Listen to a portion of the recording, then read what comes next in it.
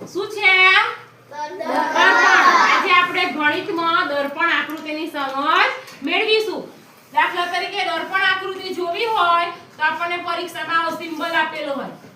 આને શું કહેવાય? દર્પણ આકૃતિ. કઈ કહેવાય?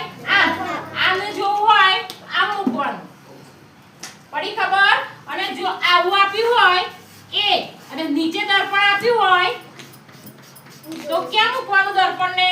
આમ મૂકવાનું. ક્યાં મૂકવાનું? આમ મૂકવાનું. તો આની દર્પણ આકૃતિ કેવી બનશે? એવી. ચલો હવે બી ની દર્પણ આકૃતિ કેવી બનશે? ઊંધી. જો અહીં આગળ દેખાય છે આ બાજુ વાળાને?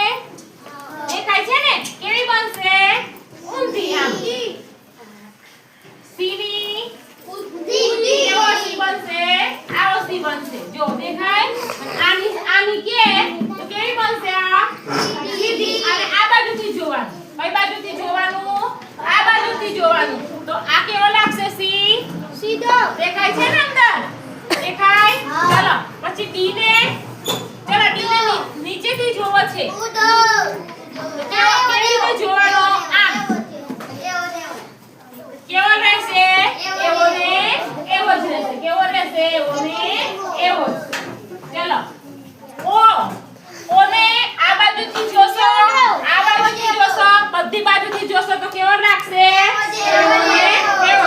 તો તમારે ઘેરથી ABCD ના બધા અક્ષર લખવાના અને પછી આમ દર્પણમાં જોવાના. આમ દર્પણમાં જોવાના અને દર્પણમાં જોઈ અને અક્ષર દર્પણ આકૃતિ વાળા દોરી લાવવાના. અને કયા કયા અક્ષરો સરખા છે દર્પણ આકૃતિમાં એ તમારે ઘેરથી લખી લાવવાના.